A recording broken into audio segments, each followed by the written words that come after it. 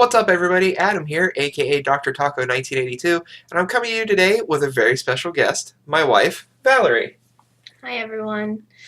And we are coming to you today as a tag team to talk about WWE Elimination Chamber, which happened last night, I believe May 31st, if memory serves me correctly. Yes. So we're going to get right into it. First match of the night was the Tag Team Elimination Chamber match, which had included in it the primetime players, Los Matadores, Cesaro and Tyson Kidd, The New Day, The Ascension, and the Lucha Dragons. 13 men in total. A lot of guys in this match. My expectations were very high for this match, especially as it's a brand new match type, and I was really hoping it was going to live up to the hype of the match. What was your expectations? I was pretty excited for the fact that it's the first ever tag team match in an Elimination Chamber, so I was curious as to how they were going to do that with only one ref in the chamber and 13 men possibly. Yeah, see, we had the same expectation of how they were going to do it. The match started with the Ascension and the Lucha Dragons. It was a pretty slow start in my opinion. Not a whole heck of a lot went on. There was a point where Kalisto climbed on top of the cage to try and do a splash, and the New Day actually grabbed him through the top of their pod and kept him in place for a good 10 minutes or so. He didn't move. Yeah, I think he was in there for two people coming in. It was... I don't know if he got stuck and they had to play it off or what happened, but it definitely was like, okay, that's dumb. Yeah, they, I don't know. I don't, it was different to see somebody get grabbed by somebody, though. Cesaro and Kidd were the first ones to randomly come out of the pods, followed by Los Matadores. Los Matadores were also the first team eliminated from the match. Before they were eliminated, though, Kalisto and El Torito both had diving attacks from the top of the cage. Kalisto actually climbed all the way to the center of the cage where he swung back and forth and then launched himself onto the mass of people at the bottom of the ring. And then El Torito kind of did a similar thing where he unfortunately landed in the arms of the Ascension and kind of got tossed around like a little rag doll. Well, I thought the cool thing about the Los Matadores was the fact that they... El Torito was kind of just owling on the top of their cage until they came out, and then when he came out and he did that like neck swinging thing around. I believe it was Cesaro. Yeah, he did like a spinning head scissors on. I think it was either Cesaro or one of the guys from the Ascension. I can't remember which, but yeah, technically El Torito wasn't supposed to be in the match, but no disqualification. Yeah, they kept saying he was the mascot and he was allowed in the ring at the time, so whatever. Then after Los Matadores were eliminated, the Lucha Dragons were also eliminated. Primetime players came in next. They kind of started running the ring when they came in, which was kind of exciting. They actually eliminated the Ascension, and they actually seemed to have a pretty good reaction from the crowd as a kind of rebound team where they didn't have a lot of traction before. Well, I think also too as leading. I mean, we've only had the special 90-minute Hulu Raw, but I think this was close to one of their first matches since Darren Young came back. They've just been mainly doing promos. Yes, they do. But I was really shocked to see the crowd reaction that they had, because before Darren Young went out with his injury, I thought they were just kind of like meh. They kind of were there and everything, but I think they had a kind of okay pop when they went out, and then they come back, and I think it also has to do with Slater Gator, the way they kept Titus O'Neil in the limelight, the way that he was, and all the charity work that he's done, and they've been really highlighting that, so that helped with his pop. Yeah, I definitely agree with that. Primetime players eventually eliminated the Ascension, and based on everybody else coming in, the New Day was the final team in. The New Day was also allowed all three members of the team to compete in the match, thanks to them helping the Authority. I believe it was on SmackDown. Mm-hmm. I actually didn't see the events leading up to it, unfortunately, but I guess that's what happened. When it came down to it, it came down to basically a one-on-one team battle. It was actually Primetime Players versus the New Day. The Primetime Players eliminated Cesaro and Tyson Kidd. It really surprised me that the last two teams were the New Day and the Primetime Players. I figured the New Days were going to retain, so I figured they would be in last. But having the Primetime Players in as the later team, I didn't expect that. I kind of figured the New Day would keep their belts, but I was really hoping that it was either Kidd and Cesaro or Primetime Players, because both of those teams have really had a great push, and they've got great chemistry with one another, and they're crowd favorites. So I was really hoping, but not really sure, seeing as this was, a network exclusive, if they were going to be changing any titles hands besides the Intercontinental. The really cool thing, like Tyson and Cesaro, for a while there, also too were running the ring, and watching them run the ring was pretty awesome. And then when they got eliminated, I was a little sad, but yeah. Yeah, I definitely wanted to see Tyson Kidd and Cesaro take the belts back. But unfortunately, the New Day did end up pinning, I believe they pinned Titus O'Neil. I can't recall which one, but they got the 3 count, and they retained their championships, which is pretty much what I expected, and I even predicted it. In case you don't follow me on Twitter, I put all my predictions there during the pay-per-view. But, no, I thought the match was very interesting. It was very cool seeing all these people fight at one time. I'm very proud of the cameramen and the ref of doing a great job handling it all, because there was a lot of action to try and film and handle. Well, and not only I guess the announcers have had years of practice of it, but the announcers did a great job of announcing each team, like announcing the moves of each team and everything. But yeah, the ref did a great job. There wasn't anything where it was like, oh, well, you screwed up there. Yeah. But it was a very interesting match. I enjoyed watching it. I would love to see more. I like the Elimination Chamber. I've watched every single one on the WWE Network. And it was a great kickoff to pay-per-view that was just kind of like, here you go.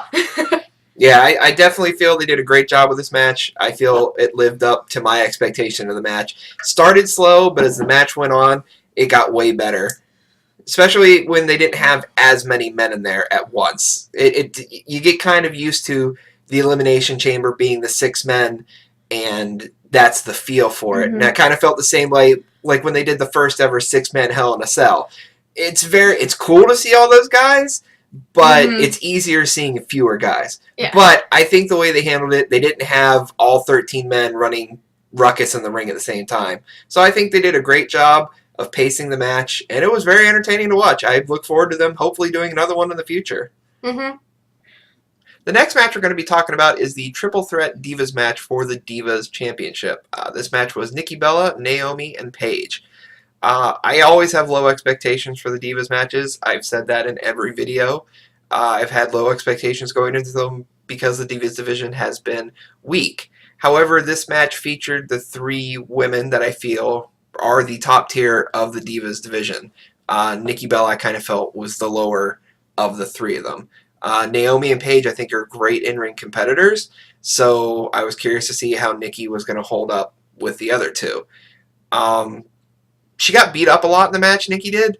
She got thrown out of the ring 2 or 3 times, so a lot of the match was Naomi and Paige, which I was okay with because, again, those are the 2 I really liked. But Nikki really stepped it up this match and proved that she is a competitor because all help was banned from ringside. Mm-hmm. So she didn't have Brie to fall on to help her cheat and win her title back. And that's actually what did happen. Naomi was in the ring, and I believe Nikki came in and capitalized on somebody's mistake. And she laid out Naomi with the rack attack and then got the 3 count. I think this really proved that Nikki Bella is a good competitor. It seems like every time she's won, it's been via cheating. So it's been really cool to see her develop a little bit and actually hold her own in a match instead of just having Brie to win her matches for her. I mean, going back and watching some of the old Divas match, I really agree with you that the Divas division right now is really weak. So, I mean, I don't really pay attention during the Divas match. But I have to say that at the end of this one, watching Nikki get her butt handed to her and still win, I mean, I kind of have to respect Nikki a little bit more. So, it was okay. Nothing to write home about. For a Divas match, I thought it was really good. By no means a fantastic match, but it was a fantastic match for a Divas match. The next match was the champion versus champion match of Kevin Owens versus John Cena. This was my second most anticipated match for the night after the Tag Team Elimination Chamber, simply because it's really great seeing these NXT kids, well, not even kids really, if the guy's been wrestling for 15 years, but it's great seeing these NXT talent coming up to the roster and, showing what they have. Yeah, this was the match I was looking most forward to because I'm a huge Triple H fan, and since NXT's his baby, I was really excited that, there's been this huge push for it, and I was like, yay, Triple H. But I also, the few NXT that we have watched, we've watched Kevin Owens, and he's a brute. So it was really exciting to see someone who's like Kevin Owens, who just doesn't care, who's just kind of like, I'm going to do what I want. Go up against Cena, who's like, I have to stand for something. Yeah. So, yeah, I think they put a lot of hype to the match, and I think this match may have met that, if not surpassed the hype built for it. It was an absolutely incredible brawl between Owens and Cena. Kevin Owens is a fantastic wrestler, and John Cena alone is a great person to pair him with, because Cena is the kind of guy that will essentially make himself a job for the betterment of the company. And that's really great to see somebody who's been a 15-time world champion, I think, and a 3 or 4-time United States champion at this point, still being able to go out there and go, okay, I'll put this guy over. Like I feel he did the same thing, like I said in my last video with Rusev. I feel he is willing to take the risk of himself to make somebody look better, and I definitely think he did. I think the thing that I was looking forward to, like the thing with Cena in this match, was the fact that we were discussing it earlier, was he's done like a complete 360 in his career. Like he started out because the Kurt Angle thing. Kurt Angle. He started out because Kurt Angle was like, I challenge anyone to come take this belt from me, and he was like, or wrestle me or something. And he was like, he went out there and he beat Kurt Angle, and it was just like, whoa! And now the fact that he's giving back to the young talent that's in the roster, because when you look at it, him and Randy Orton are all that's left to carry, and Kane and Big Show and stuff, but those guys are just kind of the tertiary at this point. Yeah. They're all that's there right now as the pillars of this great company, and they're in that development stage. So it's just really interesting to see him give back to those guys the way that he was once given back to. So, I mean, for that, props to you, Cena. I think that's pretty awesome. But yeah, the match itself, both men laid out more moves in one wrestling match than I think I've seen in any other They both delivered their finishers several times. Owens actually stole Cena's finisher at one point, delivering a nice AA to him. Thought he was going to win the match there. Didn't, but I was kind of hoping that was going to be the icing on the cake for the Kevin Owens win. You know what? Here's a nice little list of some of the moves that were performed.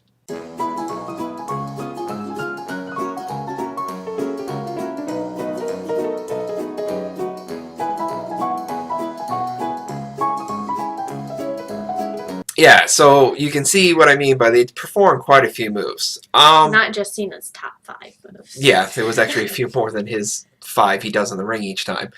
But no, Kevin Owens won the match. That was the thing that that's what I wanted, but I really did not think they were going to write it that Kevin Owens would win. I was pretty sure they were going to have Cena kind of stomp on him this time, and then Kevin Owens was going to, get some Rally type of back. rematch. Yeah. But no, Owens actually won the match. He caught Cena in the second or third pop-up powerbomb, and that's when he finally did not get up again. He got the 3 count, pinned him, and basically with Kevin Owens winning, I was really hoping that they were going to have a follow-up match, whether it be at Money in the Bank or just wait until SummerSlam. Yeah, something of that nature. And it actually was announced later in the pay-per-view that it's already slated for Money in the Bank as the rematch of John Cena and Kevin Owens. Now, it's only 2 weeks away, so there's not going to be a lot of build-up, but I don't even think it's necessary at this point because the match was fantastic. They only did 2 weeks of build-up for this match, and it still was like, I got goosebumps a couple of times. Yeah, it was probably my favorite match of the night, and this is another match that I think really has the capability of being a match of the year. Yeah, I can see that. That was really awesome. That match was fantastic. It was definitely the best one of the pay-per-view. They both wrestlers did an awesome job. They mesh really well because their characters are both very opposite of one another. So I think they mesh really well in the ring, and it was probably one of my most favorite matches this year, which is saying something because, as you can tell by my shirt, I'm a Roman Reigns fan. So our next match was Bo Dallas versus Neville, which is kind of a rekindling of a rivalry they had at NXT. It didn't really do anything for me because it kind of just felt like it was kind of a crammed-in match. And I also wasn't watching NXT at the time of their rivalry, so I didn't really think anything much of this match. I mean, I enjoyed watching the two of them together in the ring because, anytime I watch Neville, it's just kind of awe-inspiring the way that man can throw himself around the ring. And Bo Dallas, he can kind of, every once in a while, he can be a beast in the ring. So it was just kind of interesting to kind of see how their chemistry would work. And if they're going to continue with this Bo Dallas-Neville rivalry to kind of push both of them, then they need to give it more time and build their chemistry a little bit. Yeah, I mean, like she said, I actually really do enjoy Neville a lot. I think he's a great wrestler, and I really enjoy Bo Dallas. He's one of my favorites, even though he's kind of like a D-level wrestler right now as far as where he's at. But I love his character. I love the comedic bit, even though he kind of gets in the ring and beats the tar at everybody. I don't really think their styles mesh well. He kind of is a smash mouth, I hit you a lot, and Neville is a run around the ring, high flyer guy. Dallas actually kept him grounded most of the match, and it wasn't until, after the regular back and forth, Neville finally, got the advantage and then landed the red arrow and won the match over Bo Dallas. It's a beautiful red arrow. Yeah, it was probably one of his better performed ones where he actually landed with his body on the body of the man on the ground instead of just his head or his arms. But it's something he's gotten better at doing on the grand stage as opposed to when he was doing it at NXT. I really don't have anything else to say about the match. It was average at best. Yeah. Our next match was the Elimination Chamber match for the Intercontinental Championship. In this match was Dolph Ziggler, King Barrett, Sheamus, R-Truth, Ryback, and it was supposed to be Rusev, but Rusev unfortunately injured himself on SmackDown, so there was a mystery competitor coming into the match that night. It wasn't announced until the match actually started. The only hint was that he was a former world superstar. World heavyweight. World heavyweight superstar. My apologies. And so my immediate thought was it probably was going to be Randy Orton because he's kind of at the back of the line, as they say, for the championship. So I thought it was going to be Randy Orton. It was Mark Henry. He was actually the first man to come out and go into a pod. So it was really kind of cool to see them have Mark Henry involved in a title match, considering he hasn't been around a lot. And, well, he really hasn't been around a lot. They haven't done a lot with him in a long time. No. The most recent thing that they did with him was the little stint that he did with Big Show last year. It was the Rusev Mark Henry rivalry, and then the Mark Henry Big Show. Yeah, I think it was the end of last year. So it's just it It was interesting. It was not who I was expecting. He kind of has been gone since Survivor Series. He got the knockout punch at Survivor Series and that knocked him out of the WWE, I guess. Well, you know, he's, I don't know. I don't know. He's Mark Henry. Yeah. World's strongest man. Ziggler and Barrett started the match. R-Truth was the first pod opened. And when it did, Barrett actually had Ziggler kind of knocked down and out for a majority of the opening of the match. Yeah, he ruled that match pretty thoroughly for the first 10-15 minutes. I'd say for the first 3 or 4 competitors that came in, he pretty much ran the roost, doing what he needed to do. Yeah. But when R-Truth was actually, when the spotlight shone on him, Barrett ran over to the pod, and as soon as they opened it, he charged into the pod and started beating the crap out of Truth. So Truth couldn't even get out of the pod before he got attacked. That was something to see. It was very interesting to see a competitor not get to come in as soon as they were supposed to come in. Honestly, like I said earlier, you know, I've seen every Elimination Chamber match, and I don't think, honestly, anyone's ever done that. So it was very interesting to see Barrett embrace his brawler instincts and just go and wail on somebody. Yeah. Barrett actually spent a majority of the opening of the match throwing Ziggler into ring posts and the different pods and the chains. Smack. And that actually backfired on him. He smashed Ziggler into Mark Henry's pod and busted the glass down. So then Mark Henry starts coming out, and it's just really funny because the ref was like, "You can't come out," and everyone's like, "It's no disqualification." Yeah, Henry immediately goes to step out. The ref is like, "No, you can't." And then he kind of backs up, and then Henry just walks out and starts beating up Barrett. So it was like, I'm not sure what that was about, but okay. Ryback was the next one in. He came in, he started beating some people up. Nothing really eventful happened at this point. Sheamus was the last man to come in. What was funny about this, I'm not really sure what happened. I'm still not sure if this was scripted or if somebody goofed something up because his door was completely jammed. They unchained his door and it refused to open. So there was kind of that like feeling of like, oh, look, they're making it where he can't get out. But it got to a point where they had like 3 officials and Sheamus banging on this door trying to get it back onto the track. And he eventually ended up grabbing his cross necklace and removing it from the door, and that's what fixed the door. I don't know if that was something weird happened or what, but it was very strange seeing somebody locked in. He was in there for another 3-4 minutes. Yeah, we were just kind of, I think a couple people even got eliminated during that, right? I'm pretty sure. But Barrett was actually the first man eliminated. I'm pretty sure it was Mark Henry that took him out. Yeah. R-Truth was the next man out. It was shortly after R-Truth got eliminated that Sheamus finally got himself out. Yeah.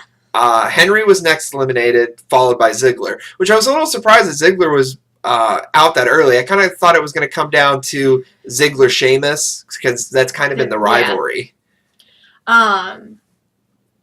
That was kind of entertaining. I mean, you and I had some discussions when we were watching it on whether or not it was a scripted pod thing, and I was like, no, I think if he was supposed to actually like come out then he would probably like, they would probably be like, just broke kick it or something like that. Because I mean, if you can throw a man in there and then pop the glass out, then he can broke kick it. And I feel like he has broke kicked one of those in the past. I could be wrong, but I feel like he did kick into one once. I haven't seen all the Elimination Chambers unlike her, but I do feel like that happened in the past. The last 2 men were Sheamus and Ryback, and the 2 of them brawled for a good long time. Yeah. I mean, the match itself, it was entertaining. It was awesome to watch. You didn't really want to kind of walk away from it but it was a slow-paced match because each person that was in there was definitely that brawler type, that smash mouth. Other than Ziggler, they're pretty much all big guys that want to hurt you. Yeah. So, I enjoyed it. It was, you know, I honestly didn't care who won the Intercontinental Champion because I was, I was behind everyone that was in that match. Like, it would have been fine with me. I was excited that Ryback won his first singles title. Yeah, it was pretty cool. Ryback is the one that won the match. He ended up delivering Shell Shock to Sheamus, and boy, try saying that 5 times fast, huh? But he delivered the Shell Shock to Sheamus and got the 3 count and became the Intercontinental Champion. And that's when they raised the chamber and they had Daniel Bryan actually present the belt to him. And it's one of those things where it's like, I don't know how much of it is like the wrestlers being real or them just trying to create a moment. But Ryback took the belt and was like, I'm taking this belt, but I would have preferred earning it from you. And you're a real inspiration, Daniel Bryan. And, we can't wait to have you back and stuff like that. So, again, it's one of those things where it's like, I don't know how much of that is real, but, it was that nice little fuzzy moment. I think the majority of it is, like, real, because, they were in Nexus together back in 2010 and, that first season of NXT. So, I honestly think it was real. Both of them seem fairly genuine people when they do kind of talk about stuff like that, because, but, yeah, the end of that match, like, I honestly thought that Sheamus was going to win it because he kept Ryback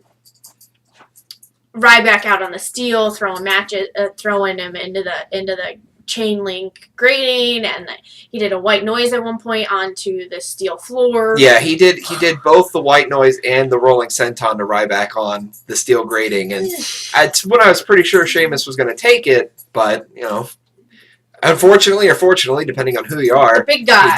The big guy walked out with the belt. I was a little disappointed in the match as far as Elimination Chambers go. I think the tag match was the better of the 2 Elimination Chamber matches for the night. But I'm glad that they did bring back the Elimination Chamber since it was eliminated or replaced. Eliminated, no pun there. But replaced with Fastlane earlier in the year. So I'm glad that they brought it back, at least for something. Elimination Chamber is one of my favorite pay-per-views. I enjoy watching it.